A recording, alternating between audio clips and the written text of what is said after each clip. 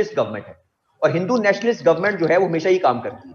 आप बीजेपी के किसी भी लीडर की तकरीर उठाकर देख लीजिए, वो मोदी साहब हो, वो अजीत डोवल हो, वो अमित शाह हो, या आपके पास जो है वो राजनाथ सिंह हो, ये चार लोग, आप इनकी तकरीरें उठाकर देख लीजिए, आपको एक चीज कॉमन नजर आएगी, इनकी हर तकरीर में आपको चार लफ्ज जरूर मिलेंगे, पाकिस्तान, आतंकवाद, भारत माता, धर्म। इनके पूरे का पूरा मैनिफेस्टो इन चार चीजों के इर्द गिर्द घूमता है। पाकिस्तान, आतंकवाद, भारत माता, धर्म, सब कुछ इन चार चीजों के इर्द गिर्द घूमता है। प्राइम मिनिस्टर मोदी का भी, अजीत डोवल का भी, राजनाथ सिंह का भी, राइट, उसके बाद अमित शाह का भी, और योगी अमरनाथ का भी, जो यूपी का चीफ मिनिस्टर है। ये सारे के सारे लोग एंटी पाकिस्तान काम करते हैं और इनका स्टेट नैरेटिव भी यही है। तो और लोगों के लिए एंटी पाकिस्तान सेंटिमेंट्स क्रिएट करना उनके लिए मुश्किल काम नहीं है। जब हर बंदा बात कर रहा होगा इकोनॉमी के ऊपर, तो आप जरा वल्लभ भाई पटेल का मुजस्समा खड़ा कर दें, सारे कहेंगे जनाब वल्लभ भाई पटेल, जनाब क्या बात है, आपकी इकोनॉमी पे कोई बात ही नहीं करेगा। तो ये कुछ चीजें सिंबॉलिकली की बाद में आते हैं ब्रेक के बाद।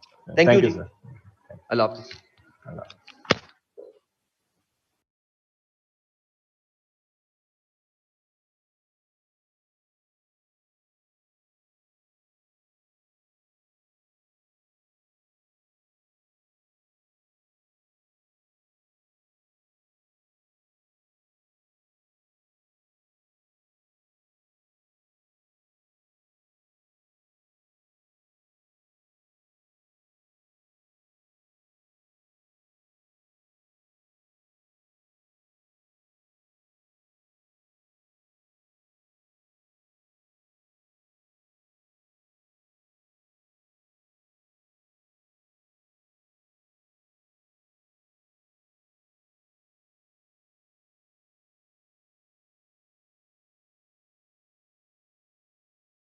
Everyone,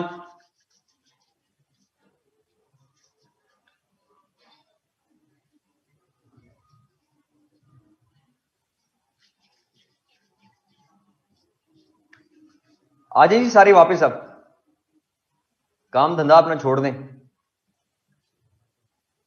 back to the class जी। एवरीवन इज बैक, आ गए सारे के सारे।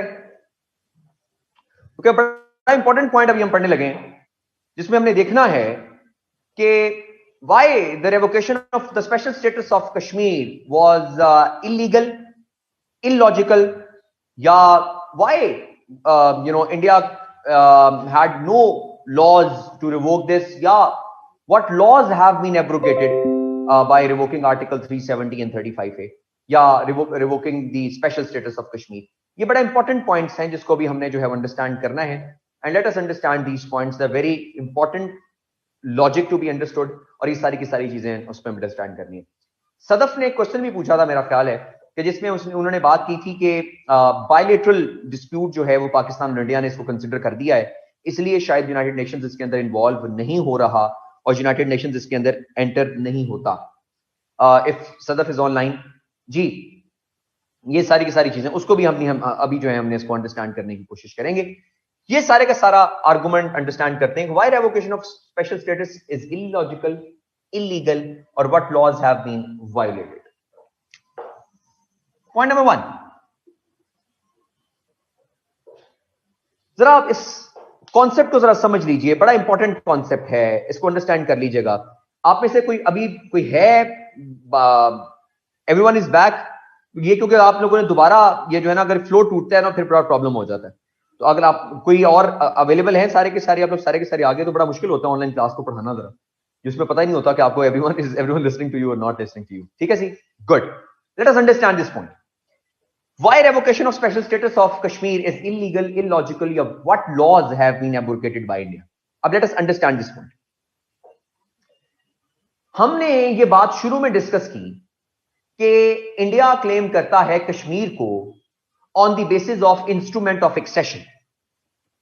हमने ये देखा कि इंडिया ये कहता है कि क्योंकि इंस्ट्रूमेंट ऑफ एक्सेशन फाइनल हो गया था, साइन हो गया था बाय दी जो है वो महाराजा ऑफ इंडिया टू दी जो है वो गवर्नमेंट ऑफ इंडिया, तो इसीलिए जो है वो अल्टीमेटली कश्मीर जो है बिलोंग्स टू इंडिया। ये आर्गुमेंट हमने शुरू के अंदर पढ़ा, लेकिन फिर हमने इसका काउंटर आर्गुमेंट भी देखा। हमने काउंटर आर्गुमेंट में अंडरस्टैंड किया कि किस तरह जो इंस्ट्रूमेंट ऑफ एक्सेशन था, इटसेल्फ इंस्ट्रूमेंट ऑफ एक्सेशन कैसे वो खुद ही इलीगल था या इलॉजिकल था, या फिर हमने देखा कि वो इंस्ट्रूमेंट ऑफ एक्सेशन तो कभी लीगली तो एक्सेप्ट भी नहीं हुआ था। ये सारे के सारे आर्गुमेंट्स हमने अंडरस्टैंड कर लिए, हमने उनको रिजेक्ट भी कर दिया। लेकिन अब इस पॉइंट को समझने के लिए इस लॉजिक को समझिए। What if for the sake of debate, what if for the sake of argument हम इंडिया की बात मान लें कि इंस्ट्रूमेंट ऑफ एक्सेशन लीगल था और इंस्ट्रूमेंट ऑफ एक्सेशन एक्सेप्ट भी हो गया था। यह बात नहीं मान ली हमने इंडिया की, यानी इंस्ट्रूमेंट ऑफ एक्सेशन लीगल भी था और इंस्ट्रूमेंट ऑफ एक्सेशन अप्रूव भी हो गया था, जो कि दोनों नहीं हुआ, दोनों काम नहीं हुए। लेकिन हम for the sake of debate हम इंडिया की बात मान भी लें कि यह काम हुआ था। तो जो इंडिया ने आर्टिकल 370 को रिवोक किया है, इंडिया ने जो स्पेशल स्टेटस ऑफ कश्मीर को रिवोक किया है, इंडिया ने बेसिकली उसी इंस्ट्रूमेंट ऑफ एक्सेशन को ही रिवोक कर दिया जिस इंस्ट्रूमेंट ऑफ एक्सेशन की बेस पर वो ये क्लेम करते हैं कि कश्मीर बिलोंग्स टू इंडिया। गौर से सुनिए मेरी बात, बड़ा इंपॉर्टेंट पॉइंट है। यानी जिस इंस्ट्रूमेंट ऑफ एक्सेशन की बेस पर वो ये क्लेम करते हैं कि कश्मीर बिलोंग्स टू इंडिया, वो इंस्ट्रूमेंट ऑफ एक्सेशन खुद ही रिवोक कर दिया इंडिया ने। कैसे रिवोक किया, उस इंस्ट्रूमेंट ऑफ एक्सेशन में क्या लिखा हुआ था, उसको अंडरस्टैंड करते हैं। याद कीजिए, आपको मैंने बताया था कि आर्टिकल 370 में लिखा हुआ था कि कश्मीर के अपना लॉ होगा, कश्मीर का अपना कॉन्स्टिट्यूशन होगा। जब उन्होंने आर्टिकल 370 को रिवोक कर दिया तो उसका मतलब यह है कि अब कश्मीर का कॉन्स्टिट्यूशन उस पर लग गया। अब हम पढ़ ये रहे हैं कि आर्टिकल 370 रिवोक क्यों नहीं हो सकता था, इसको अंडरस्टैंड करते हैं। अब आपके पास जो है एक मैं कमेंट, आपके पास article 7 of the instrument of accession अभी आपके पास जो है वो आपके पास ग्रुप के अंदर भी आपके पास आ रहा है, कमेंट्स में आप देखिएगा। Article 7 of the instrument of accession, ये वो इंस्ट्रूमेंट ऑफ एक्सेशन है जिसकी बेस पर इंडिया ये क्लेम करता है कि कश्मीर बिलोंग्स टू इंडिया। उसके वो इंस्ट्रूमेंट ऑफ एक्सेशन का क्लॉज नंबर 7 देखिए क्या लिखा हुआ है जरा। अब क्लॉज नंबर 7 को अंडरस्टैंड कीजिए।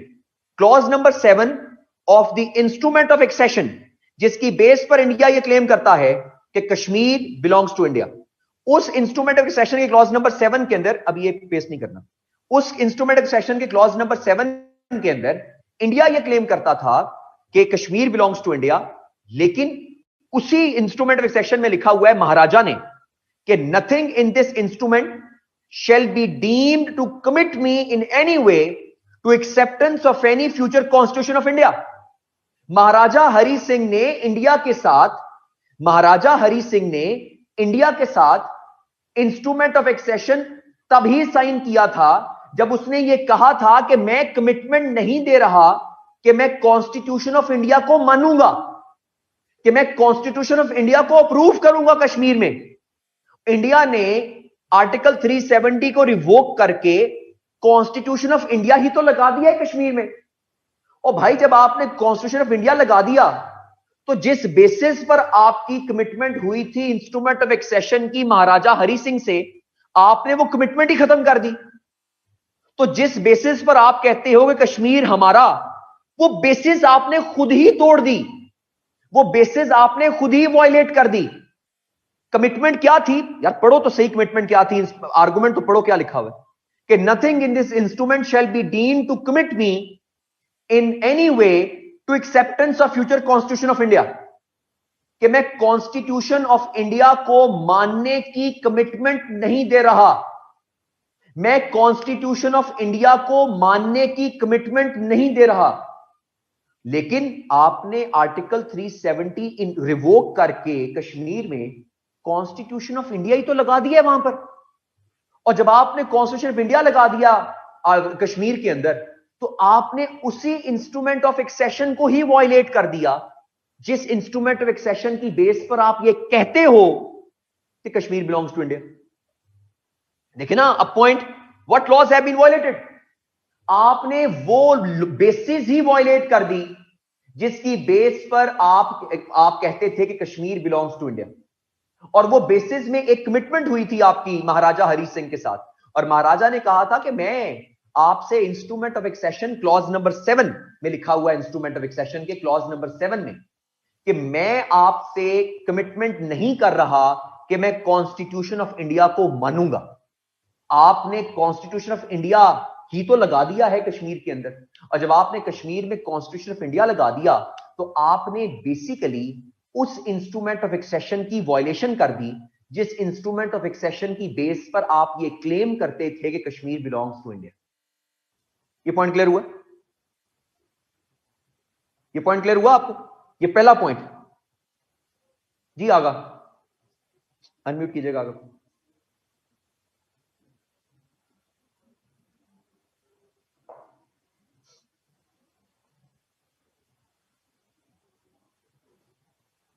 सर इसके अंदर से थोड़ा सा मुझे इशू इस लिहाज से आ रहा है कि आप कह रहे हैं कि एक तो ये डायरेक्ट कॉन्ट्रडिक्शन है टू द बेसिस जो क्लॉज 7 के अंदर लिखा है वो तो समझ आ गया, लेकिन मुझे ये समझ नहीं आई कि रेवोकेशन से तो कॉन्स्टिट्यूशन अब इंडिया कश्मीर के ऊपर फोर्स कर रहा है constitution of India. That's acceptable, that's understandable, sorry. But what is not understandable is के वो आर्टिकल्स तो पहले ही इंडियन कॉन्स्टिट्यूशन में एज राइट्स दिए हुए थे टू कश्मीर। तो आर्टिकल 370 एंड 35A जो आपने कहा था कि ये इंस्ट्रूमेंट ऑफ एक्सेशन के बाद ये कॉन्स्टिट्यूशन एक तो अमेंडमेंट डाली गई थी और एक क्लॉज डाला गया था। पहले कॉन्स्टिट्यूशन के अंदर 370 का आर्टिकल था, उसके बाद फिर जो क्लॉज 35A था वो तो इंडियंस ने खुद ऐड किया था। तो उसकी कोई हिस्टोरिकल जस्टिफिकेशन नहीं है या वो ये इंस्ट्रूमेंट ऑफ एक्सेशन के क्या कहते हैं फॉलोइंग है उससे? मुझे आगा आपका क्वेश्चन बिल्कुल समझ नहीं आया। सर आर्गुमेंट मुझे ये है कि क्लैरिटी महाराजा हरि सिंह ने sir instrument of accession sign कर लिया इंडिया के साथ, और उस इंस्ट्रूमेंट ऑफ एक्सेशन में उसने कहा कि भाईजान ये 4 पावर्स आप अपने पास रख लें, ठीक है जी, ये 4 पावर्स अपने पास रख लें till the time we decide कि हमने पक्का पक्का आपके साथ आना है या पाकिस्तान के साथ जाना है। और साथ उसने ये भी कह दिया कि मैं आपसे किसी चीज की कमिटमेंट नहीं कर रहा कि मैं कॉन्स्टिट्यूशन ऑफ इंडिया को मानूंगा। जब मैं की बात है तो मैं गवर्नमेंट है, अब वो खुद फौत हो गया तो गवर्नमेंट की बात है, तो मैं तो सारी जिंदगी नहीं ना रहना था उसने। जब मैं की बात कर रहा है तो गवर्नमेंट की बात कर रहा है।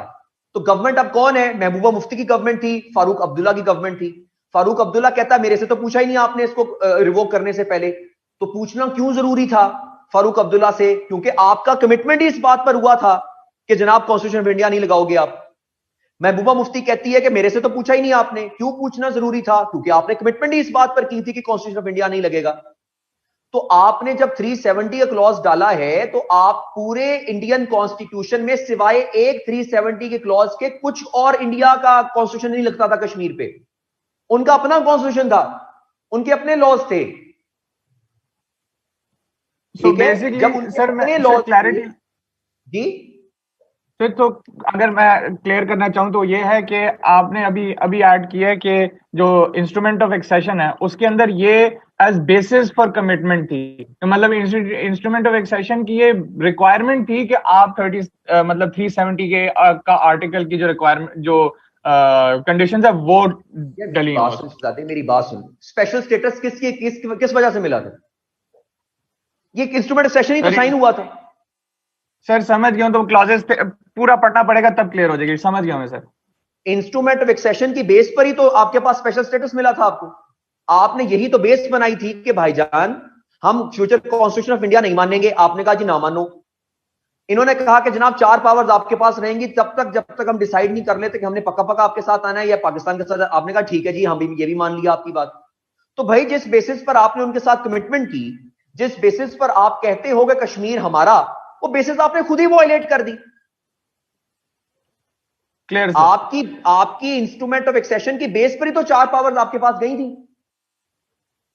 क्लियर हो गया सर, ठीक है, उसी बेस पर तो सारा कुछ आपके पास गया था। लेकिन अगर फॉर एग्जांपल आपने उसी को वॉयलेट कर दिया अल्टीमेटली, तो इसका मतलब यह है कि you have violated the same instrument of accession on the basis of which you claim that Kashmir belongs to India. Clear हो गया? क्लियर हो गया सर, थैंक यू। पहला आर्गुमेंट है, थैंक यू।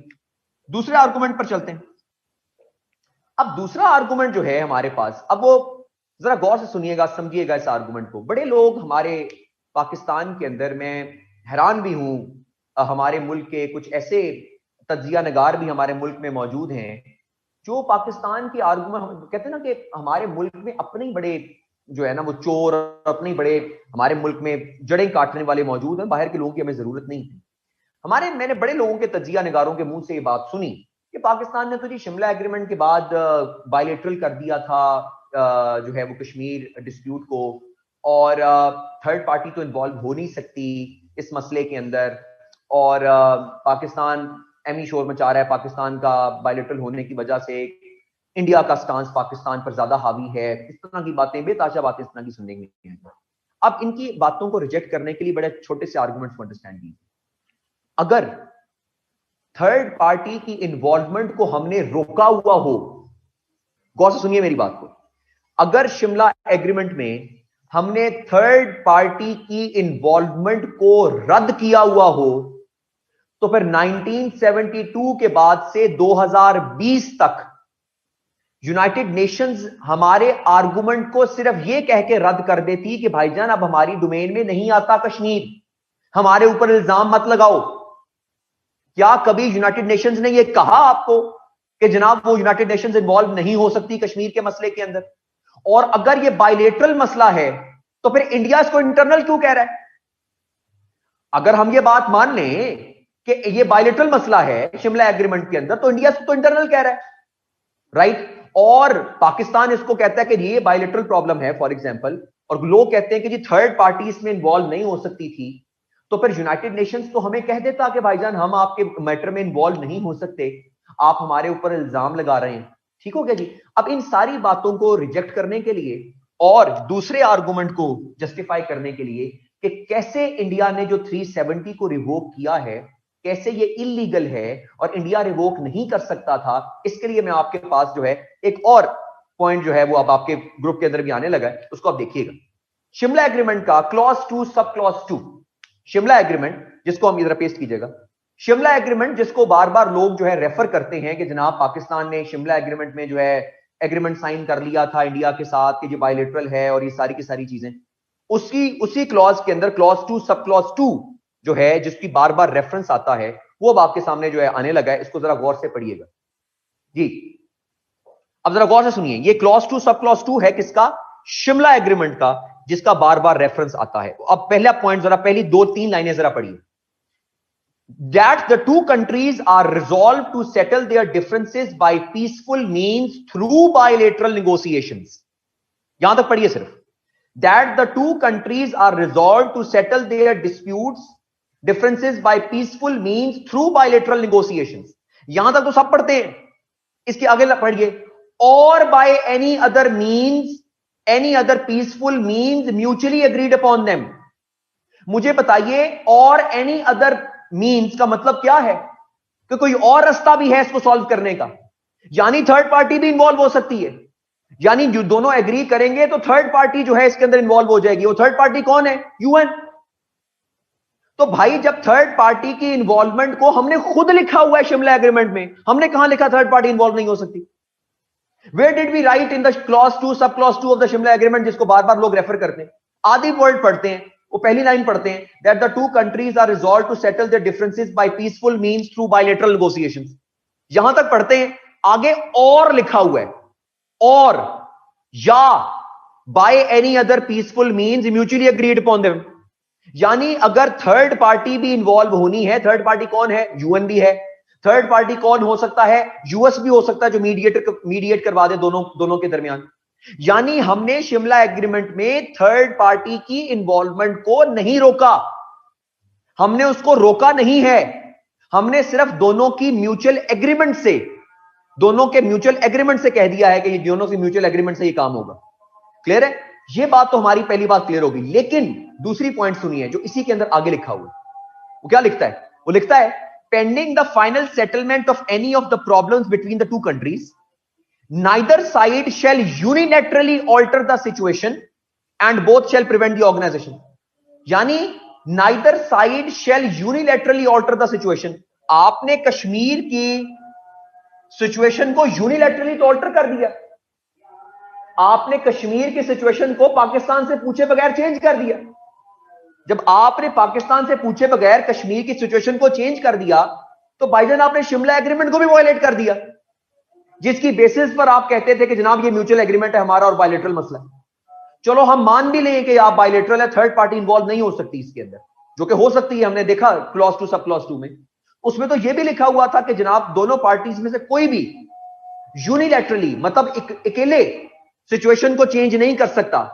इससे सिचुएशन को चेंज करने के लिए, कश्मीर की सिचुएशन को चेंज करने के लिए पाकिस्तान का अप्रूवल चाहिए था, क्योंकि शिमला एग्रीमेंट के अंदर यह बात फाइनल हुई थी शिमला एग्रीमेंट में कि जब तक सिचुएशन जो है वो एग्जिस्ट कर रही है, कोई भी स्टेट यूनिलैटरली यानी इकलौते अकेले सिचुएशन को चेंज नहीं कर सकती। राइट? अब ये जो सिचुएशन है अल्टीमेटली आपके पास जो आप नहीं कर सकते change at the end of the day, situation नहीं चेंज कर सकते आप इकलौते यूनिलैटरली, इसका मतलब कि आपने वायलेशन कर दी किसकी? You have violated the Shimla agreement is well. Shimla agreement is well, आपने इंस्ट्रूमेंट ऑफ एक्सेशन को भी वायलेट किया और फिर आपने शिमला एग्रीमेंट को भी वायलेट कर दिया। ये दो एग्रीमेंट्स आपने वायलेट कर दी, एक जिसकी बेस पर आप कहते हो कश्मीर हमारा, और दूसरा जिसकी बेस पर कहते हो कि ये बायलेटरल। दोनों चीजें आपने जो है इसको वायलेट कर दिया, और दोनों चीजें वायलेट हो गई। So that is why the laws that have been violated by revocation of article 37। This is very important to understand कि why India's actions in Kashmir are illegal and why we are making noise. Why we are making noise? We are making noise because they have violated the Shimla agreement. We are making noise because they have violated the instrument of accession. अभी तो सिर्फ दो बातें की हमने, अभी तो दो बातें और भी हैं जो इंशाल्लाह अभी मैं आपके सामने रखूंगा कैसे उन्होंने इसको वायलेट किया अल्टीमेट। क्लियर है जी? अमीर हमजा को जरा आप अनम्यूट कीजिएगा।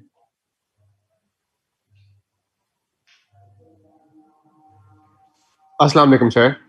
जी वालेकुम सलाम। सर बस मैं just to play devil's advocate, India ये भी तो कह सकता है कि जो हमने alleged violations किए हैं by supporting the mujahideen in Kashmir, we have just merely countered what you guys have done by supporting the mujahideen, and we have also taken unilateral steps like you have taken. तो उनकी भी तो एक counter for example sir जो हमारे ऊपर alleged है कि we are supporting the mujahideen and separatist movements in Kashmir. saying that we are taking unilateral steps. What unilateral steps we have taken? No, sir. Like in the clause, subclause 2, it says assistance or encouragement of any acts detrimental to the maintenance of peaceful and harmonious relations. So Okay. India could supposedly say that by supporting the mujahideens in Kashmir, we are doing exactly that. So and then just to basically counter our the idea is, मैं आपको question लेता हूँ. The idea is, so if you are violating a specific law now, you need a scapegoat. You need a scapegoat basically. To move from that, to move out of specific idea जिसकी वजह से आप फंस गए हुए। जी sir. अब आपको scapegoat चाहिए, वो स्केपगोट आपके पास क्या है कि नहीं जी आप हमारे टेररिस्ट एक्टिविटीज करते हो, आप हमारे अंदर टेररिस्ट एक्टिविटीज करते हो। स्केपगोट तो उनके पास ये है, वो तो सिर्फ इस चीज को स्केपगोट बना रहे हैं कि जनाब पाकिस्तान टेररिस्ट एक्टिविटीज कर रहा है इसके अंदर, इस सारी की सारी सिचुएशन के अंदर। चोर ने कभी मानना है कि उसने चोरी की है? नहीं सर। चोर ने कभी एग्री किया कि उसने चोरी की है? राइट? लोग कहते हैं कि फॉर एग्जांपल जनाब यूएस ने 9/11 खुद किया था, लोग थ्योरीज ये भी देते हैं। स्केपगोट कौन बना? आपके पास अलकायदा। भाई किसी के कंधे पर रख के तो बंदूक चलानी थी ना, उन्होंने खुद ही तो नहीं ना वर्ल्ड ट्रेड सेंटर उन्होंने गिरा देना था नीचे।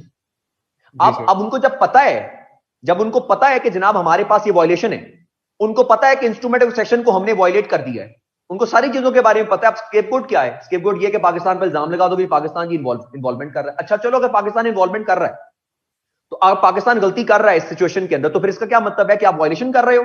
आपने वायलेशन कर दी शिमला एग्रीमेंट की, पाकिस्तान ने भी गलती की, आपने भी गलती कर दी, फिर बराबर हो गया सारा काम। तो फिर पाकिस्तान पे इल्जाम लगाना छोड़ दो कि पाकिस्तान जो है मुजाहिदीन की हेल्प करता है।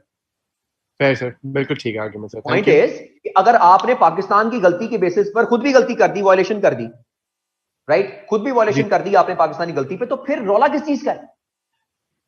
सही बात। You have violated the law, they have violated the law, same हो गया, लेकिन they are making the scapegoat basically out of it.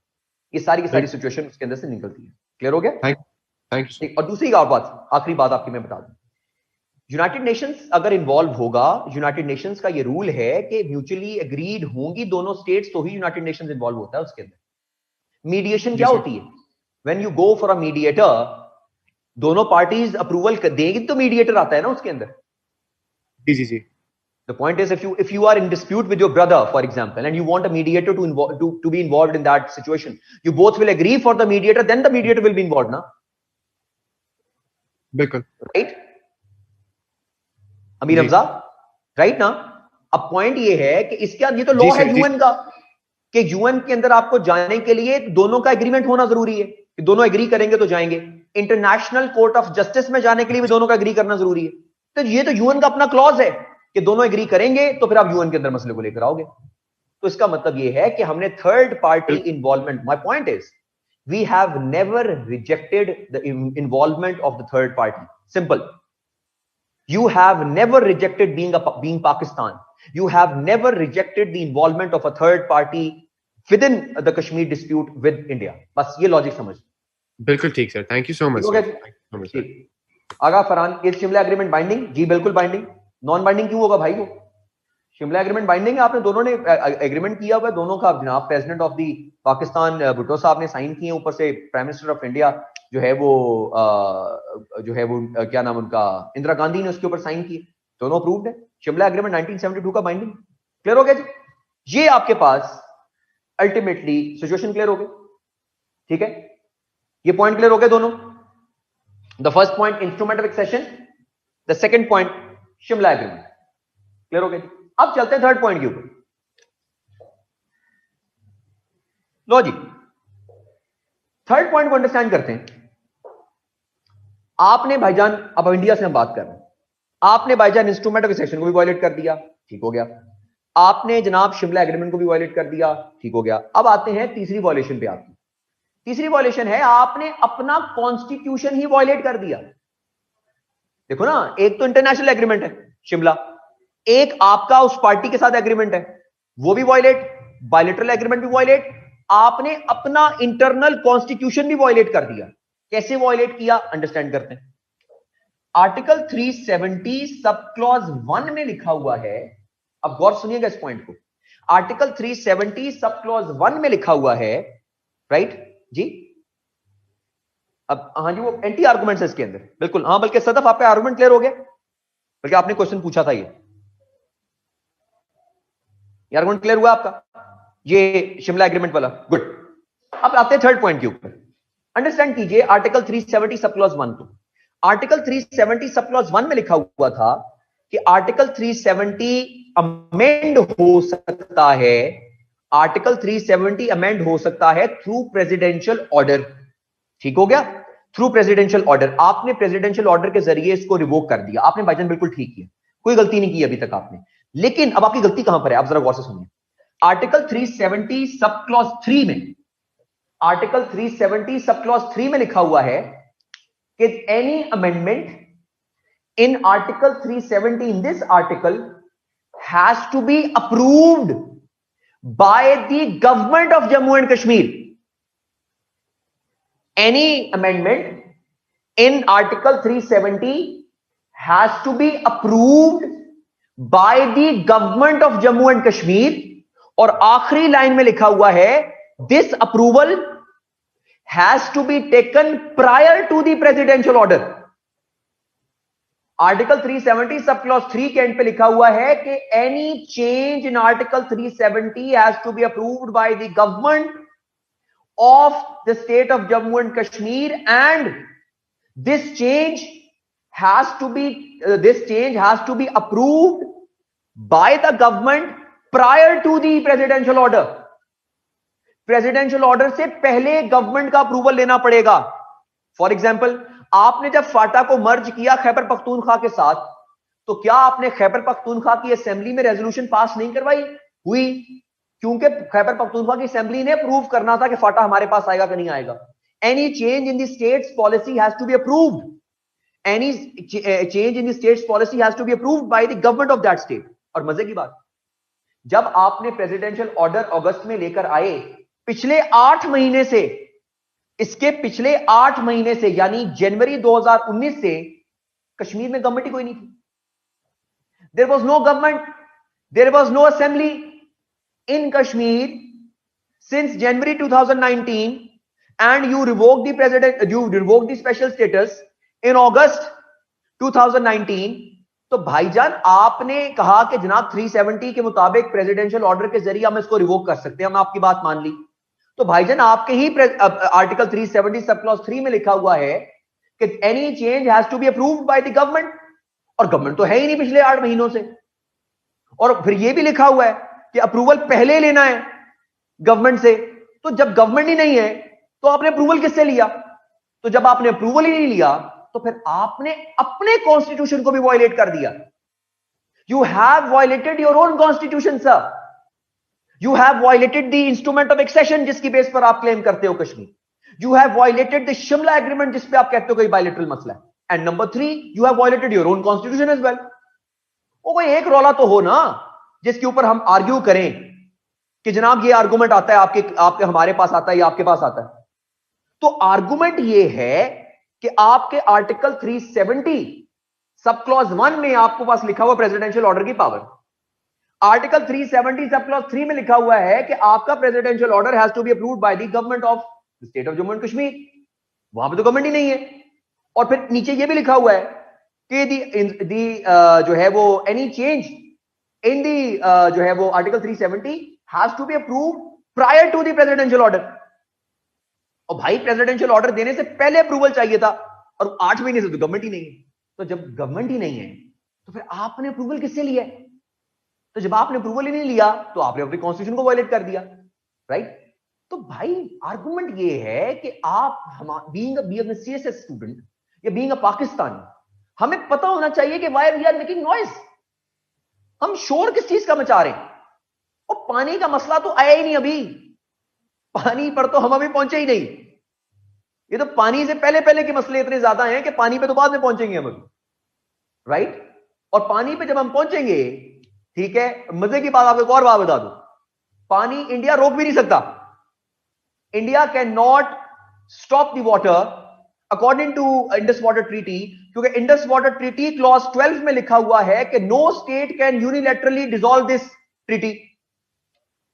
No state can unilaterally dissolve the Indus water treaty. Article 12 of Indus water treaty में लिखा हुआ है, India वो भी नहीं कर सकता। चलो और बताओ। बात ये है कि हमें चीजों की लॉजिक और चीजों के आर्गुमेंट्स को अंडरस्टैंड करना पड़े।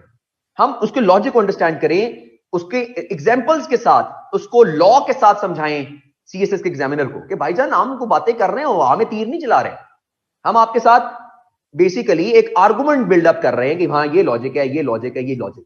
तो लॉजिक्स के साथ साथ रेफरेंसेस के साथ साथ हम इसको लेकर चले। पॉइंट नंबर 3 क्लियर हो गया?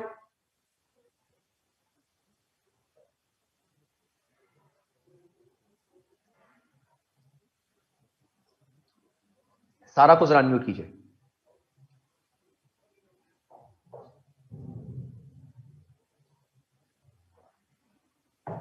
Assalamualaikum, sir.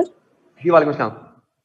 Sir, so in this point number 3, you've mentioned कि Article 370 के clause सब clause 1 जो है उसके अंदर है कि उसके अंदर ये कि presidential order आएगा, और सब clause 3 के अंदर है कि it has to any amendment has to be approved by the government of Jammu and Kashmir before. तो जब उन्होंने वो clause ही revoke कर दिया, sorry, जब वो article ही revoke कर दिया, तो फिर ये उसके अंदर जो सब क्लॉज में बातें हैं वो नल एंड वॉइड नहीं हो जाती? अमेंडमेंट 3 किस्म की होती है। अमेंडमेंट 3 किस्म की होती है। Either you can add a new article in your constitution, you can बिल्कुल new article in your constitution. 2, you can remove an entire article from your constitution, and number 3, you can amend the established amend the established article in your constitution. इन तीनों को amendments कहते हैं, right? For example, आपने जो है वो जब 18th amendment की, 18th amendment में आपने 103 आर्टिकल्स को अमेंड किया पाकिस्तान के कॉन्स्टिट्यूशन में, ठीक हो गया? 103 आर्टिकल्स को अमेंड किया आपने। Article 10A, 19A, 25A add किए अपने कॉन्स्टिट्यूशन के अंदर, ठीक हो गया? इनको भी अमेंडमेंट ही कह रहे हैं ना? ठीक है, इनको भी अमेंडमेंट कह रहे हैं हम। तो adding a new article, subtracting a new article or amending an already established article, all three are collectively called as amendments. Right. So आपके आर्टिकल 370 में लिखा हुआ था any amendment. So amendment तो 3 किस्म की होती है। अगर आपने इसको रिमूव भी करना है 370 को, तो फिर भी आपको गवर्नमेंट से अप्रूवल चाहिए। ठीक हो गया, मेक सेंस ना, राइट? तो आपने उससे अप्रूवल, हम अमेंडमेंट को समझते हैं, अमेंडमेंट मींस कि you have to amend an already established article, right? Amendment is of 3 types. Either you remove an article, you add an article, or you amend an already established article. एक दो word आप उस पर change कर दो. जिस तरह आपने आर्टिकल 6 में वर्ड ऐड किया, article 6 of the constitution of Pakistan में, कि पहले लिखा हुआ था कि abrogation of article is tantamount to high treason. हमने उसमें वर्ड ऐड कर दिया एबियंस, यानी सप्रेस करना. हमने कह दिया कि एब्रोगेशन ऑफ द आर्टिकल और holding the constitution in abeyance is tantamount to high treason. मतलब हमने ऑलरेडी एस्टैब्लिश आर्टिकल में 2-3 लफ्ज ऐड कर दिए. ये भी अमेंडमेंट है. ठीक है, ये भी अमेंडमेंट है. ठीक हो गया. आपने आर्टिकल 135 ऑफ द कॉन्स्टिट्यूशन वैसे ही ओमिट कर दिया पाकिस्तान कॉन्स्टिट्यूशन से. ये भी अमेंडमेंट है.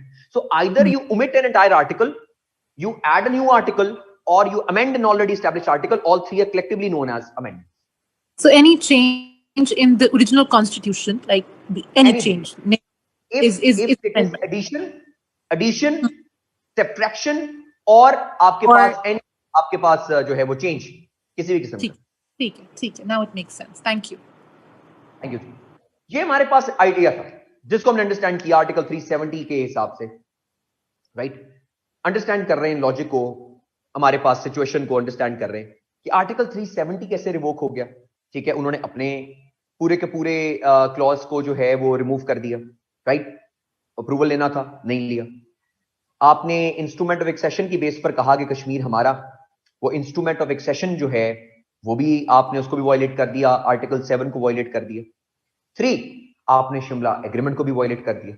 ये 3 चीजें हमने पढ़ ली अभी तक, यानी इंस्ट्रूमेंट एक्सेशन की वायलेशन भी पढ़ ली, इनके अपने लोकल कॉन्स्टिट्यूशन की वायलेशन भी पढ़ ली, बायलेटरल एग्रीमेंट की वायलेशन भी पढ़ ली. अब हम चलते हैं चौथे पॉइंट पर जो है इंटरनेशनल लॉज. इंटरनेशनल लॉज में आर्गुमेंट वापस आ रहा है आपके पास रेजोल्यूशन 91 एंड 122.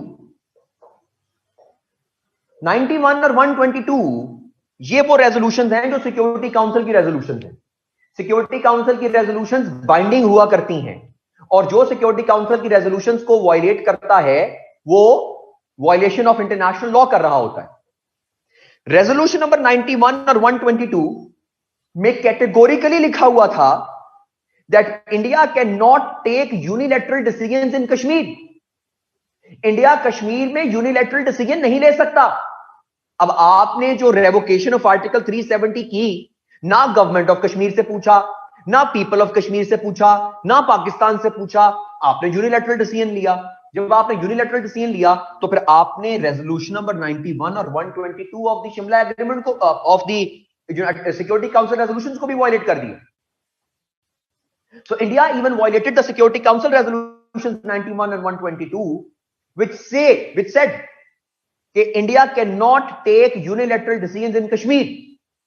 वो unilateral decision without the consent of the people of the government of Kashmir, उनसे पूछे बगैर आप आर्टिकल 370 को कुछ नहीं कर सकते थे, उसको छेड़ ही नहीं सकते थे, यूनिलैटरल डिसीजन नहीं ले सकते थे. ये लिखा हुआ है आर्टिकल 91 122. यानी रेजोल्यूशन 91 122 कहता है कि India can not take any unilateral decision in Kashmir without the approval of the government and the people of the state of Jammu and Kashmir. Clear है जी. और आपने 391 और 122 को भी वायलेट कर दिया. आपने यूनिलैटरल डिसीजन ले लिया, फिर आपने 370 को भी वायलेट, अपने कॉन्स्टिट्यूशन को भी वायलेट कर दिया, फिर आपने शिमला एग्रीमेंट को भी वायलेट कर दिया, और फिर आपने इंस्ट्रूमेंट ऑफ एक्सेशन को भी वायलेट कर दिया. So these are the 4 points, these are the very important 4 points जिनकी बेसिस पर आप अपने मुकदमे को लड़ोगे CSS के पेपर में. Why you are making noise, right? Why Pakistan is making noise? We need to understand by logic with references why are we making noise. I hope कि आपको clear होगी चीज कि why revocation of special status is illegal, illogical, or what laws have been violated by India by revoking Article 370 and 35. Is it clear, जी?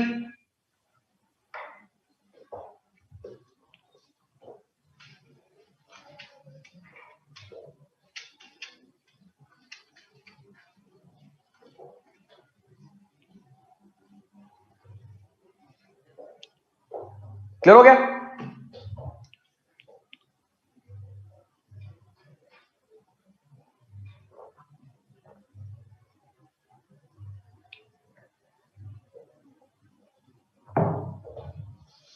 अगर आपको पूछे कि कश्मीर का मसला क्या है, ठीक है, आई होप कि आपको चीजें कुछ क्लियर हैं, जस्टिफाई तो कर लेंगे ना अपने आप को, ठीक है। हाँ, तो वी नीड टू अंडरस्टैंड कि भाई हमारा रौला क्या है। हम देखो, हमारे पास बहुत सी चीजें, हमारे कौम के अंदर ना, हमारे पास एक बड़ा मसला है। बहुत सी चीजें हम करते हैं, हमें नहीं पता हम क्यों करते हैं, राइट। और बहुत सी चीजें हम नहीं करते, हमें नहीं पता हम क्यों नहीं करते। मैं चलिए आपको उसकी एग्जांपल देता हूं, ठीक है। और आपको एग्जांपल मैं आपको ये देता हूं कि पाकिस्तान, आपको पता है कि Pakistan does not recognize Israel as a state, सबको पता है। थोड़े लोगों को पता है कि Pakistan apart from Israel even not recognize Armenia as a state. हम आर्मीनिया को भी रिकॉग्नाइज नहीं करते एज अ स्टेट। चलो, इसराइल की तो समझ लगती है हमें, आर्मीनिया को क्यों नहीं करते ये भी नहीं पता। चलो, तीसरी बात, हमारी कौम में से बहुत कम लोगों को यह भी नहीं पता, बहुत लोगों को यह भी नहीं पता कि हम इसराइल को रिकॉग्नाइज क्यों नहीं करते, राइट। इसराइल को रिकॉग्नाइज क्यों नहीं करते, why we don't recognize Israel as a state, right. चलिए काम करते हैं, आपसे पूछते हैं, why you believe, why we don't recognize Israel as a state, anyone?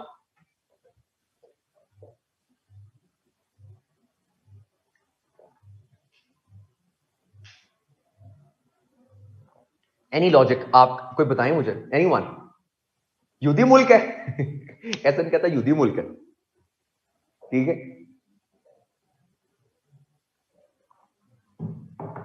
अच्छा, because it contradicts our stance over Kashmir, अच्छा, right. Persecution of Palestine, right right, understand. मतलब अब मैं देखना चाह रहा हूं बेसिकली कि हाँ भी हाफ हम लोग जो हैं कश्मीर के मसले को, अच्छा ठीक है। एनीवन, कोई अनम्यूट होना चाहता है सर? अनम्यूट करें किसी को। अच्छा, मरिया कह रही हैं जी Israel has illegally occupied Palestinian territory, बिल्कुल ठीक कह रही हैं। और अमीर हमजा कह रहे हैं two nation theory, if we recognize Israel we would be forgoing our own argument, ठीक कह रहे हैं आप भी। इन सपोर्ट ऑफ पैलेस्टाइन, दुआ भी ठीक कह रही है। दानियाल कह रहे हैं जी इलीगल एंड इमोरल कब्जा किया हुआ उन्होंने, ठीक है जी, ये भी सही कह रहे हैं। दिस इज व्हाट उस्मान कह रहे हैं जी, there are only two states which are built on ideology, we don't recognise their ideology, ये भी ठीक कह रहे हैं। ये सारी की सारी जो आप बातें कर रहे हैं ना, ये सारी की सारी बातें ठीक है, एवरीथिंग इज करेक्ट, इसमें से गलत कोई भी नहीं है। लेकिन आप ये समझ लीजिए, ये एड ऑन्स हैं, ये भी एड ऑन्स हैं। जिस तरह हम कश्मीर को क्लेम करते थे ना इन बातों के ऊपर, जो 5 चीजें हमने पढ़ी, और उसके बाद पानी का मसला और वो बफर जोन और बाकी बाकी चीजें, वो भी एड ऑन्स थी। इसी तरह आपने ये सारी बातें लिखी हुई हैं, आइडियोलॉजी वाला, ये सारी की सारी बातें, ये भी एड ऑन है। असल लॉजिक कुछ और है, मैं आपको लॉजिक समझाता हूं, आप अंडरस्टैंड करें।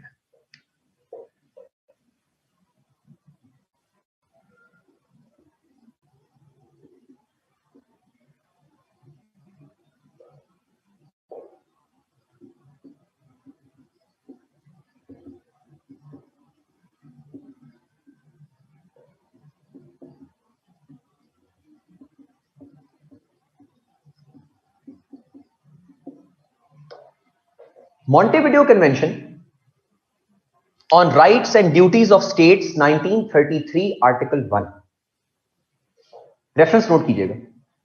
Montevideo Convention on Rights and Duties of States 1933 Article 1। Montevideo Convention जो है, Montevideo is the capital of उरुग्वाई, उरुग्वाई का कैपिटल है। इन्होंने एक कन्वेंशन था 1933 का, उसका आर्टिकल 1 ये कहता है कि a certain territory can claim to be a state if it fulfills the following prerequisites। एक टेरिटरी स्टेट तब बनती है जब वो ये 4 प्रीरेक्विजिट्स पूरे करती है जो नीचे आर्टिकल 1 में लिखे हुए हैं। कौन कौन से? पॉइंट नंबर 1, उस एरिया की एक परमानेंट पॉपुलेशन हो।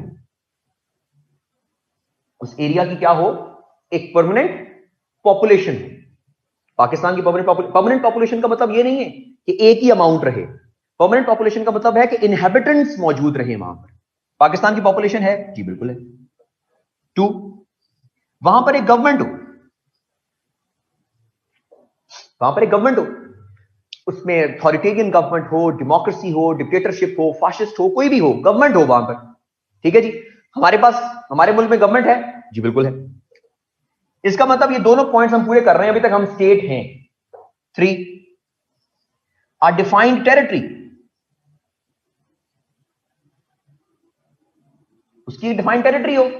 796096 स्क्वायर किलोमीटर, 796096 स्क्वायर किलोमीटर हमारी डिफाइंड टेरिटरी है।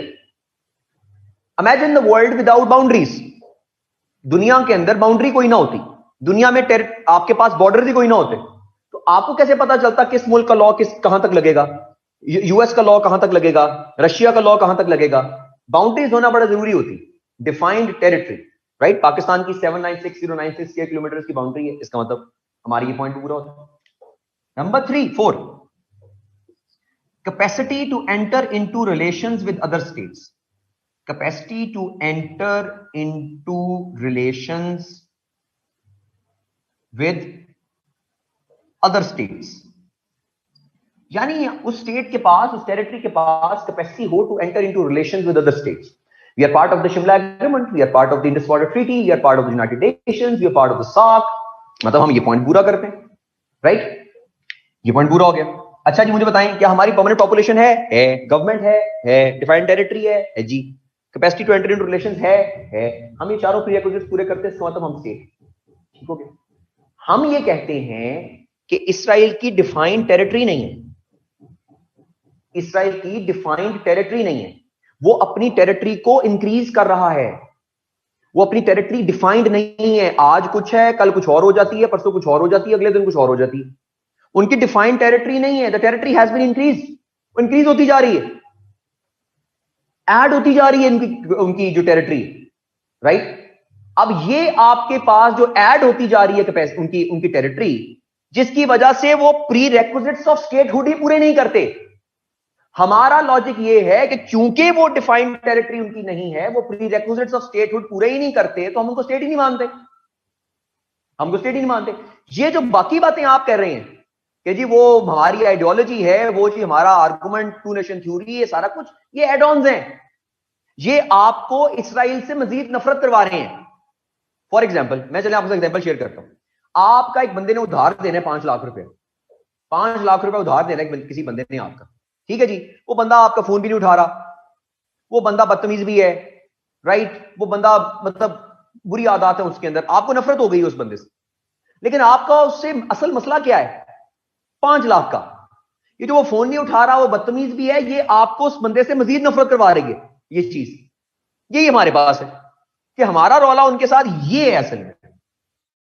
और फिर वो जनाब वो इस्लामिक आइडियोलॉजी और उसके अलावा जनाब वो कायद आज़म ने कह दिया था, और वो जनाब वो टू नेशन थ्योरी और वो बाकी की सारी चीजें, ये एड ऑन्स हैं, ये आपको उनसे ज्यादा नफरत करवा रही हैं, ये ज्यादा चीजें लेकर आ रही हैं। आपके आर्गुमेंट को, जो लॉजिकल आर्गुमेंट है, उसके ऊपर एड ऑन है, ये चेरी ऑन द केक है। क्लियर हो गया? तो ये आपके पास सारी की सारी चीजें अल्टीमेटली जो है वो एग्जिस्ट करती हैं, सारी की सारी, ठीक है जी। आप सारे पूछ रहे हैं व्हाट अबाउट आर्मीनिया, अभी आप गूगल करेंगे जाके व्हाट अबाउट आर्मीनिया, ठीक है? अब लोग गूगल भी करें, वो सारे काम इधर नहीं ना करने, ये भी तो चीजें होती ना। अगला काम होता है सिर्फ अगले बंदे को तीली लगा देना, बाकी काम आप लोगों ने जाके खुद करना है, ठीक है? हमारा काम था पहुंचा देना, हमने पहुंचा दिया, ठीक है जी। अब अल्टीमेटली अब आगे चलते हैं, ठीक है? अब आपने गूगल भी करना है कि भाई Pakistan does not recognize Armenia as a state, ठीक है? चलो शाबाश, ये अब हमें गूगल कर लेना, आज तो होमवर्क है आज, तो भाई कोई काम खुद भी तो करना है ना, ठीक हो गया जी। So one question of the topic, will you be teaching international law? हाँ, मैं इंटरनेशनल लॉ पढ़ाता हूँ, 1 साल से तो मैं ही पढ़ा रहा हूँ यहाँ पे, ठीक है? इंटरनेशनल लॉ मैं ही पढ़ाऊंगा, अगर आप लोग में से कोई रखेगा तो इंशाल्लाह we'll see each other in our international laws classes में, अंडरस्टैंड करेंगे। खैर जी, ये हमारे पास कुछ पॉइंट्स थे जो कि हमने अंडरस्टैंड किए, थोड़ा ऑफ टॉपिक भी चले गए हम, लेकिन जरा जरूरत होती कभी कभी। अगला पॉइंट जो हम पढ़ने लगे हैं वो है implications of revocation of article 370, या दूसरा point, what makes Kashmir a nuclear flash point, या what makes Kashmir a time bomb. बड़ा इंपॉर्टेंट, ये देखे ना, आपसे कश्मीर के ऊपर सवाल किसी भी तरीके से आ सकता है।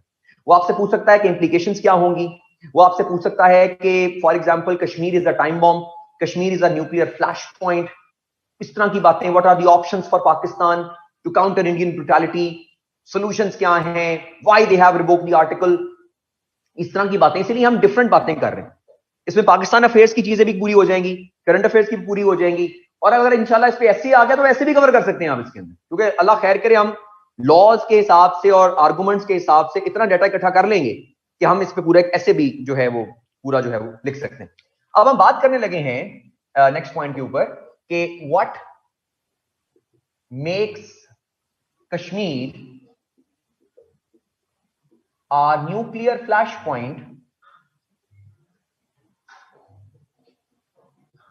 or a time bomb, या आप कह सकते हैं और what are the implications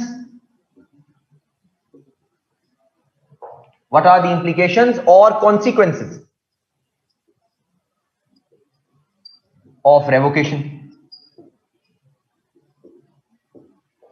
ठीक होगा जी?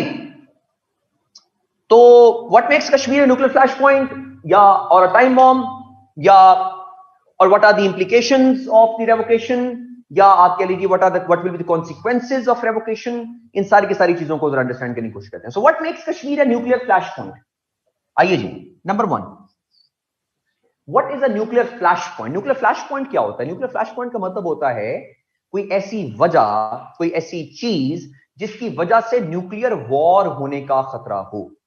कोई ऐसी चीज, कोई ऐसी वजह, कोई ऐसी टेरिटरी जिसकी वजह से न्यूक्लियर वॉर होने का खदशा हो, उस पे न्यूक्लियर वेपन्स इस्तेमाल उस जगह पर हो सकते हो, उसको हम न्यूक्लियर फ्लैश पॉइंट कहते हैं, right? So what makes Kashmir a nuclear flash point? This is very important to understand. इसके ऊपर मैं आपके सामने कुछ 4-5 रीजंस रखूंगा कि what makes Kashmir a nuclear flash point, या मैं आपके साथ इंप्लीकेशंस, ये सब कुछ इकट्ठा ही डिस्कस करेंगे।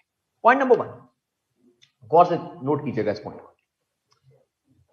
Kashmir is the only territory in the world, गौर से सुनिए मेरी बात को, Kashmir is the only territory in the world that is a disputed territory।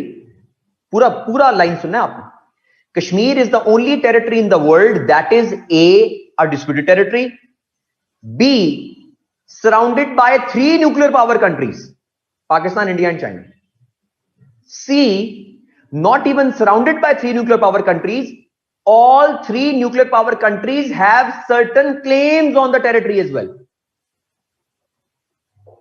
Kashmir is the only territory in the world that is at the same time disputed, at the same time surrounded by 3 nuclear power countries, and C, not just surrounded, all 3 of them have certain claims on that territory as well। So when 3 nuclear power countries are claiming certain territory on a disputed territory, that territory becomes a nuclear flashpoint। That territory becomes a nuclear flashpoint, कि वहां पर nuclear war होने का खदशा है, क्योंकि वो 3 nuclear power countries ऐसे आ गए हैं जिनकी सर्टेन क्लेम्स हैं उस टेरिटरी के ऊपर। दुनिया की कोई टेरिटरी ऐसी नहीं है, कोई टेरिटरी ऐसी नहीं है जो eight the same time disputed भी हो, एट द सेम टाइम आपके पास जो है 3 न्यूक्लियर पावर कंट्रीज भी सराउंड करते हो, और 3 at the same time all 3 of these nuclear power countries have certain claims over it as well. Xinjiang region को चाइना क्लेम करता है, पाकिस्तान और इंडिया के दरमियान ऑब्वियसली आपको जो मेन इशू चल रहा है वो आपको पता ही है। तो ये सारी की सारी चीजें, this makes Kashmir a nuclear flash point, point number 1। Point number 2, अब अंडरस्टैंड करते हैं पॉइंट नंबर 2 को।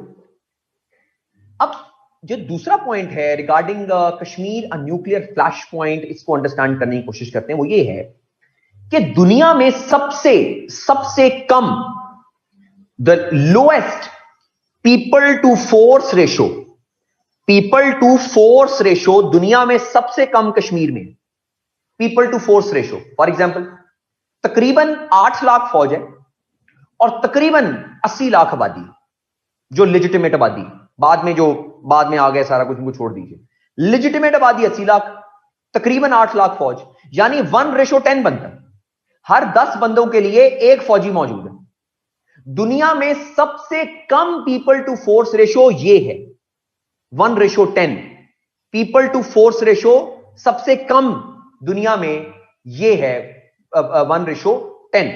तो एक आपके पास एक ऐसी टेरिटरी जो कि डिस्प्यूटेड है और उसके अंदर अगर इतनी कम पीपल टू फोर्स रेशो मौजूद है, तो उसमें क्या चांसेस हैं? उसमें चांसेस ये हैं आपके पास कि अगर पीपल विल रिटेलिएट अगर लोग रिटेलिएट करेंगे 1:10 की बेसिस पर, और वहां पे जो सूरत चल रही है, लोग रिटेलिएट करेंगे, तो देयर आर चांसेस कि पाकिस्तान, क्योंकि एक कश्मीर के साथ मौजूद है, Pakistan will come up to help the Kashmiris, and when Pakistan will get involved in the area of Kashmir, you know, India is already a nuclear power, Pakistan is a nuclear power, Pakistan gets involved in the area of Kashmir, that may trigger a nuclear war between two countries. That may trigger a nuclear war between two countries.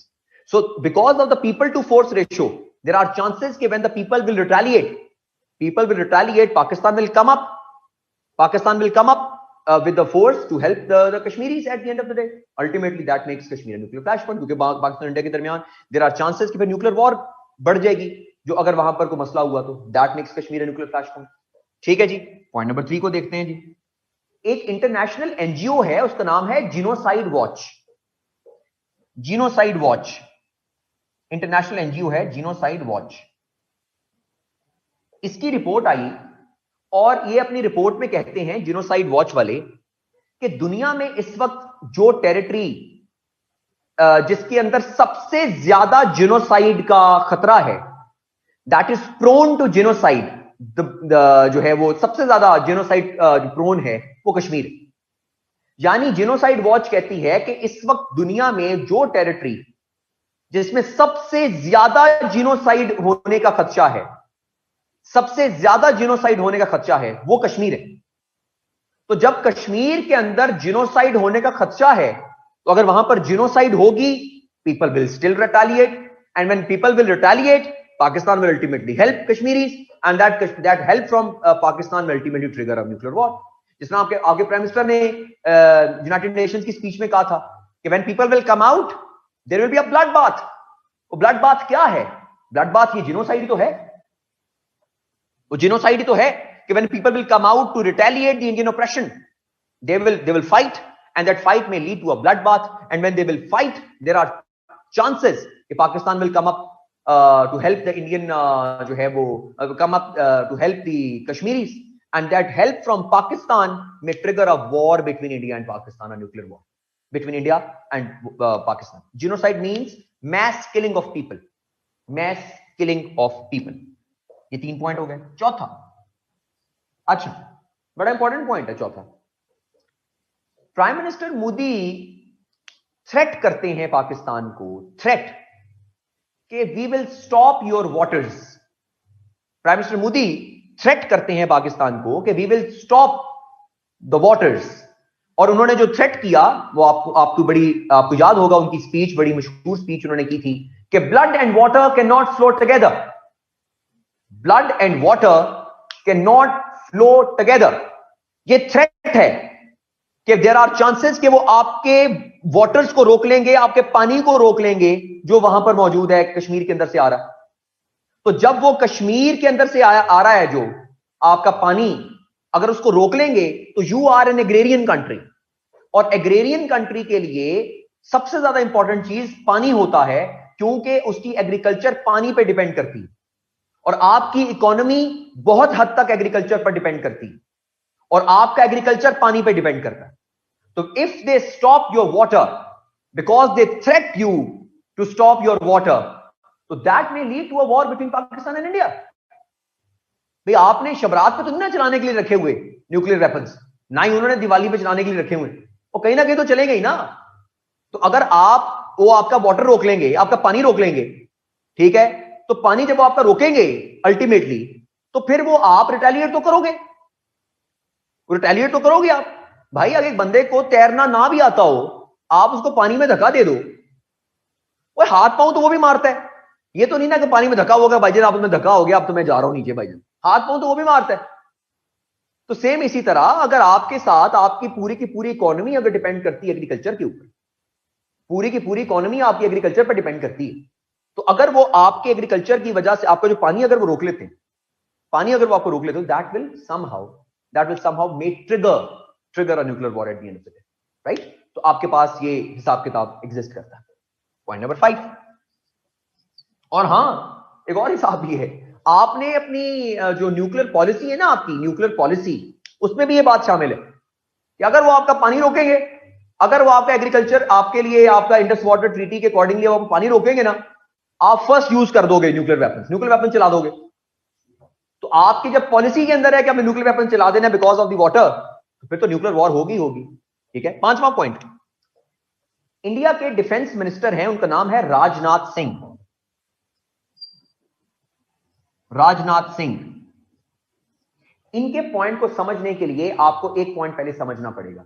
Pakistan और India की nuclear policies को समझना पड़ेगा। पाकिस्तान की nuclear policy है first use nuclear policy, first use, कि हम first use कर सकते हैं। और इंडिया की न्यूक्लियर पॉलिसी जो है वो मेजॉरिटी टाइम्स वो आती है no first use policy, no first use policy, कि पहला यूज हमने नहीं करना। लेकिन after the revocation of article 370 अगस्त 2019 में इंडिया के डिफेंस मिनिस्टर राजनाथ सिंह ने कहा, थ्रेट किया पाकिस्तान को कि we will review our no first use policy. उन्होंने कहा कि हम नो फर्स्ट यूज पॉलिसी को रिव्यू करेंगे। यानी वो आपको थ्रेट कर रहे हैं कि हम फर्स्ट यूज भी कर सकते हैं न्यूक्लियर वॉर का और न्यूक्लियर वेपन्स का। तो अगर वो आपको थ्रेट कर रहे हैं कि वो न्यूक्लियर वेपन्स को फर्स्ट यूज कर सकते हैं, इसका मतलब वो क्या कर रहे हैं, वो न्यूक्लियर आपके पास फ्लैश पॉइंट बना रहे हैं कश्मीर को। क्योंकि अगस्त के अंदर उन्होंने कहा कि we will review the no first use policy. When they say that we will review the no first use policy, that means they are giving you a threat. They are giving you a threat that we may use nuclear weapons, and if they use nuclear weapons, we will use nuclear weapons as well. Ultimately, that may trigger a nuclear war. So implications में या time bomb में या nuclear flash point में ये point भी बड़ा जरूरी है कि राजनाथ सिंह थ्रेट कर रहे हैं कि we will review the no first use policy. Point number 6, अच्छा बड़ा इंपॉर्टेंट पॉइंट है। मुझे एक बात बताइए, पाकिस्तान और इंडिया ने न्यूक्लियर वेपन्स जो अपने डेवलप किए थे वो किस एक वजह से किए थे? What was the main reason for the development of nuclear weapons between Pakistan and India? ऐसी कौन सी वजह? नहीं, ऐसी क्या रीजन है, किस वजह से न्यूक्लियर वेपन्स डेवलप हुए? कश्मीर की वजह से। ओ भाई, जब आपने न्यूक्लियर वेपन्स ही कश्मीर की वजह से डेवलप किए हैं, बैलेंस ऑफ पावर तो है। कौन सी ऐसी डिस्प्यूट है जिसकी वजह से न्यूक्लियर वेपन्स डेवलप हुए? कश्मीरी डिस्प्यूट था ना, बैलेंस ऑफ पावर की वजह से, बैलेंस ऑफ पावर करने के लिए। ओ भाई, जब आपने न्यूक्लियर वेपन्स डेवलप ही कश्मीर की वजह से किए तो कश्मीर हुआ ना न्यूक्लियर फ्लैश पॉइंट। समझे कि नहीं? जब आपके न्यूक्लियर वेपन्स डेवलप ही एक रीजन की वजह से हुए हैं और वो रीजन ही कश्मीर है, तो फिर कश्मीर हुआ ना न्यूक्लियर फ्लैश पॉइंट। तो फिर जंग होगी तो फिर कश्मीर की वजह से ही होगी ना। So this makes Kashmir a nuclear flashpoint. When your entire idea of development of nuclear weapons depended on one dispute between each other, and that was Kashmir. So if you have developed the entire weapons because of Kashmir, Kashmir became a nuclear flashpoint. तो ये हमारे पास बड़ा important point है कि कश्मीर की वजह से nuclear flashpoint बन गया। कैसे बन गया? ओ भाई, आप न्यूक्लियर वेपन्स डेवलप ही कश्मीर की वजह से किए ना। कश्मीर का डिस्प्यूट होता तो ना न्यूक्लियर वेपन्स डेवलप होते, ना हम ये टॉपिक पढ़ रहे होते न्यूक्लियर फ्लैश पॉइंट वाला। तो जब एक रीजन है ही कश्मीर जिसकी वजह से दोनों कंट्रीज ने आपस में बैलेंस ऑफ पावर किया, दोनों कंट्रीज ने आपस में जो है वो न्यूक्लियर वेपन्स को डेवलप किया, तो that makes Kashmir a nuclear flash point. That point is a nuclear flash point. Point number 7, इसके अलावा बड़ा इंपॉर्टेंट पॉइंट इंप्लीकेशंस के लिए। आप में से अगर कोई अभी इंटरनेट ऑब्वियसली आपके पास मौजूद है, 20th अगस्त 2019 डॉन में एक आर्टिकल आया था पाकिस्तान के परमानेंट रिप्रेजेंटेटिव मुनीर अकरम का। वो देखिएगा, पर आप में से कोई है उसको गूगल करके यहाँ पे पोस्ट कर दे इनके लिए, सबके लिए, या फिर आपस में खुद उसको देख लीजिएगा। उसमें उन्होंने लिखा हुआ था कश्मीर इंडियाज अफगानिस्तान। कश्मीर इंडियाज अफगानिस्तान, ये आया है आर्टिकल मुनीर अकरम का 20th अगस्त 2019 को डॉन। मुनीर अकरम कहते हैं कि क्योंकि अफगानिस्तान को जो है वो ग्रेवयार्ड ऑफ एम्पायर्स कहा जाता है, ग्रेवयार्ड ऑफ एम्पायर्स कहा जाता है। ठीक है जी, ये जरा कॉपी करके ना कमेंट सबके लिए पोस्ट करते हैं। क्योंकि अफगानिस्तान को ग्रेवयार्ड ऑफ एम्पायर्स कहा जाता है, इसीलिए मुनीर अकरम कहते हैं कि देर इज अ चांस कि जो रिटेलिएशन स्टार्ट होगी ना कश्मीर में, it will lead to further disintegration in India. क्यों? क्योंकि इंडिया के अंदर सेपरेटिस्ट मूवमेंट सिर्फ कश्मीर में नहीं चल रही, इंडिया में सेपरेटिस्ट मूवमेंट नागालैंड में भी चल रही है, इंडिया में सेपरेटिस्ट मूवमेंट जो है वो उड़ीसा में भी चल रही है, इंडिया में सेपरेटिस्ट मूवमेंट खालिस्तान में भी चल रही है, इंडिया में सेपरेटिस्ट मूवमेंट तमिलनाडु में भी चल रही है। तमिलनाडु की सेपरेटिस्ट मूवमेंट, उड़ीसा की सेपरेटिस्ट मूवमेंट, खालिस्तान की सेपरेटिस्ट मूवमेंट, नागालैंड की separatist movement. Munir Akram argue करते हैं कि द सिचुएशन जो कश्मीर में होगी, it will engulf India, it will disintegrate India, क्योंकि it will be India's Afghanistan जो उन्होंने काम किया यहां पे, बिकॉज पीपल विल रिटेलिएट, और वो retaliation will somehow trigger other problems as well at the end of the day. Clear? तो ये सारी की सारी चीजें जो है, ये मुनीर अकरम अपने आर्टिकल, और बहुत बहुत खूबसूरत आर्टिकल लिखा मुनीर अकरम ने, इसको पढ़िएगा और इसको आप as a reference of implications of article 370 के तौर पर इसको पढ़िए, इसमें से नोट्स बनाइए और अपने चीज में ऐड कीजिए। पॉइंट नंबर 8 को अंडरस्टैंड करते हैं। लो जी, सूरत क्या है इंप्लीकेशंस में? अब आप लिखेंगे, देखो इंप्लीकेशंस रीजनल भी हो सकती हैं, बायलैटरल तो होंगी, रीजनल भी हो सकती हैं। आप कहेंगे जी as far as regional implication is concern, the already crumbling SAARC, जो सार्क है वो ऑलरेडी क्रम्बल कर रहा है, already crumbling SAARC will crumble more, क्योंकि सार्क जो है वो इसलिए काम नहीं कर रहा क्योंकि पाकिस्तान और इंडिया के मसला है आपस में, और पाकिस्तान और इंडिया के डिस्प्यूट्स की वजह से सार्क जो ऑलरेडी क्रम्बलिंग पोजीशन के अंदर है, वो मजीद उसमें हालात खराब होंगे, मजीद उसके अंदर जो है वो डिसइंटीग्रेशन होगी, और बायलेटरलिज्म, उसमें जो मल्टीलेटरलिज्म वाला कॉन्सेप्ट, डिस्प्यूट रेजोल्यूशन वाला कॉन्सेप्ट, वो सारे का सारा खत्म होगा, क्योंकि सार्क ऑलरेडी काम नहीं कर रहा because of India Pakistan dispute, और because of Kashmir the crumbling situation in SAARC will crumble more. तो सार्क के अंदर सिचुएशन और ज्यादा खराब होगी, इकोनॉमी भी, बायलैटरल ट्रेड भी, सारी की सारी चीजें ऑलरेडी खराब होंगी as an implication of revocation of article 370। 8वां 9वां, अब देखो ना, bilateral relation between Pakistan and India has been downgraded, bilateral relations between Pakistan and India have been downgraded. हमारे बायलैटरल रिलेशन डाउनग्रेड हो गए कश्मीर की वजह से। कैसे? नंबर 1, पाकिस्तान ने इंडिया के डिप्लोमेट्स को वापस भेज दिया, इंडिया ने पाकिस्तान के डिप्लोमेट्स को वापस भेज दिया। बायलैटरल ट्रेड इंडिया और पाकिस्तान ने आपस में रोक दी। Pakistan never allowed Indian president and Indian prime minister to use Pakistan air space, हमारी अपनी एयर स्पेस भी इस्तेमाल करने नहीं दी हमने इंडिया के प्रेसिडेंट और प्राइम मिनिस्टर, राइट? हमने 14 अगस्त को कश्मीर सॉलिडेरिटी डे मनाया, हमारे प्राइम मिनिस्टर इमरान खान ने ओपनली बयान दिया there is no point in talking to India any more. तो ये क्या इंडिकेशन दे रहा है? कॉन्सिक्वेंसेस क्या हैं? कॉन्सिक्वेंसेस यही हैं कि the bilateral relations between Pakistan and India have been downgraded. ये एक कॉन्सिक्वेंस है जो कि आपके पास आएगा as a revocation of article 370। 10वां पॉइंट, देखिए कॉन्सिक्वेंसेस जो होते हैं ना, वो जरूरी नहीं कि कॉन्सिक्वेंसेस सारे नेगेटिव ही हों, तो कभी कभार कॉन्सिक्वेंसेस थोड़े से ऑप्टिमिस्टिक भी हो सकते हैं, थोड़े से बेहतर भी कॉन्सिक्वेंसेस हो सकते हैं। थोड़ा सा ऑप्टिमिस्टिक सा, थोड़ा सा जो ब्लेसिंग इन डिस्गाइज हुआ है हमारे लिए, वो ये है कि Kashmir dispute has been internationalised once again, Now everyone is talking about Kashmir. Mahathir Mohamad talked about Kashmir. Rajab Tayyip Erdogan talked about Kashmir. Other international countries are talking about Kashmir. You were trying your absolute best for last 70 years for the people of the world to understand that India is having atrocities in Kashmir.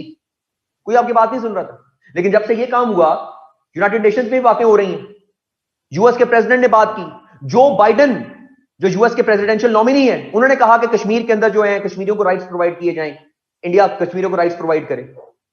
तो it has been internationalised once again. Kashmir was under discussion in the security council after 50 years. 50 साल के बाद Kashmir under discussion आया security council में, अगस्त 2019 के अंदर। उसके बाद 2 और मीटिंग्स हो चुकी हैं कश्मीर के ऊपर सिक्योरिटी काउंसिल में, 50 साल से नहीं हुई थी। तो this revocation of article 370 has somehow internationalised the Kashmir dispute once again, and everyone is not talking about Kashmir, right? तो ये इंप्लीकेशंस में, कॉन्सिक्वेंसेस में ये बात भी अल्टीमेटली आपके पास जो आ जाती है। क्लियर हो गया जी? यहां पर हम जी रोकते हैं आज के लेक्चर को। कल इंशाल्लाह हम स्टार्ट करेंगे ऑप्शंस फॉर पाकिस्तान। पाकिस्तान के पास क्या ऑप्शंस हैं, अंडरस्टैंड, वो जो बातचीत कर लेनी चाहिए, निगोशिएशंस कर लेनी चाहिए, ये करना, वो सारी बातें बिल्कुल ठीक है। मैं आपको 5 से 6 सॉल्यूशंस ऐसे बताऊंगा जो थोड़े डिफरेंट हैं, जो डिफरेंट सॉल्यूशंस हैं जिनको हम इंप्लीमेंट कर सकते हैं, राइट, जिसको हम इंप्लीमेंट कर सकते हैं इंशाल्लाह। आप उसको लिखिएगा सीएसएस के पेपर में, निगोशिएट कर लें, वो तो चीजें चलेंगी। 5-6 सॉल्यूशंस हम इंशाल्लाह एक्स्ट्रा भी लिखेंगे जो कि आप एस्टेब्लिश कर सकते हैं अपने सीएसएस के पेपर में, और उनको हम जस्टिफाई भी करेंगे रेफरेंसेस के साथ, जो आपके पास जो है वो चीजें इस्तेमाल हो सकती हैं। कश्मीर के डिस्प्यूट पर हम लिख सकते हैं, तो आप उसको लिखिएगा, नोट कीजिएगा। सॉल्यूशंस फॉर कश्मीर क्या हैं, क्या हम आईसीजे में मसले को लेकर जा सकते हैं, और करंट सिनेरियो क्या चल रहा है, इसको इंशाल्लाह कल डिस्कस करेंगे। और उसके बाद अगला टॉपिक जो है वो डिस्कस करेंगे, वो होगा यूनाइटेड नेशंस का। यूनाइटेड नेशंस का टॉपिक क्या है, how United Nations work, United Nations काम कैसे करता है, यूनाइटेड नेशंस की फेलियर्स क्या हैं, यूनाइटेड नेशंस की सक्सेस क्या है, यूनाइटेड नेशंस में रिफॉर्म्स कौन कौन से होने चाहिए, इन सारी चीजों को हम इसके बाद शुरू करेंगे। यानी जैसे कश्मीर खत्म होगा हम यूएन के टॉपिक्स को शुरू कर देंगे, उसके बाद आगे चलेंगे और फर्दर टॉपिक जितने भी हमारे करंट अफेयर्स के रिलेटेड टॉपिक्स हैं उनको हम कवर करेंगे। चलो ठीक है जी, thank you very much. I hope कि आपको क्लियर हो गई होंगी चीजें जो है वो थोड़ी बहुत। और इसके अलावा जो है कोई भी और सवाल अगर आपके ज़हन के अंदर आए, आज उसको पढ़िए, गूगल कीजिए, डिस्कस जो है वो आपस में कर लीजिए। नहीं अगर उसका कोई जवाब आपको जहन के अंदर आता या समझ आती, कल इंशाल्लाह क्लास में डिस्कस करेंगे, ताकि उसको हम जो है वो चीजें हमारे जहन में क्लियर हों। जितनी चीजें क्लियर होंगी आपके पेपर्स के लिए उतनी ज्यादा आपके लिए बेहतर है। थैंक यू वेरी मच जी, अपना ख्याल रखें, stay home, stay safe. Thank you very much, Allah Hafiz.